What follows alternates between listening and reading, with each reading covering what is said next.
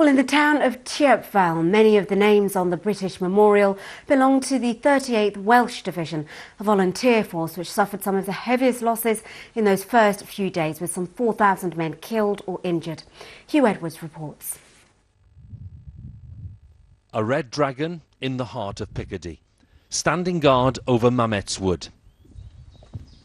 Today, it's a very tranquil place, a place to reflect on the brutality of a century ago, when this entire forest was destroyed as a volunteer Welsh army faced the might of one of Germany's best fighting forces. When the order came about 4:45, number one wave, over. It was synchronised along with the NCOs responsible, and over I went in the first wave. Officers would say to attack, then he'd shove him back a bit further. Oh, I can't describe it. It was, I don't want to describe it. We're going to travel 200-300 yards of open ground in front of heavy machine gun fire from both flanks as well as front of him. And yes, they paid a very heavy price. The little cemeteries dotted around the Somme, looked after by the Commonwealth War Graves Commission, are constant reminders. Among those lost at Mametz, two brothers from the Rhondda Valley, Henry and Thomas Hardwich, who died in each other's arms. They suffered a terrible fate on the 7th of July. Machine guns from the wood itself and from the side, from flat iron cops, really decimated the attacking soldiers. Many of them didn't get within 200 yards of the wood itself. It was a huge trial by fire for the division.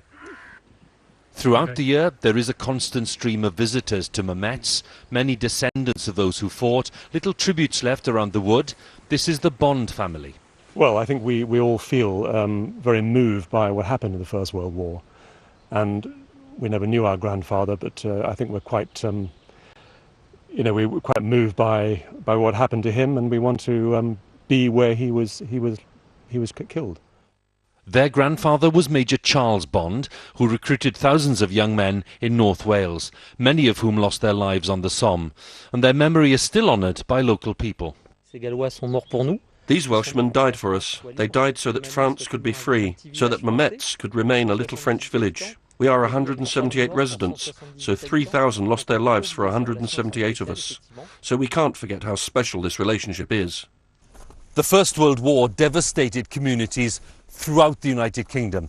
But for Wales, this is the spot, and this is the memorial that symbolises the extent of that loss. And the inscription is very simple. Parchwn eu hymdrechion, let us respect their efforts. Parhaid ein hatgofion, let us always remember.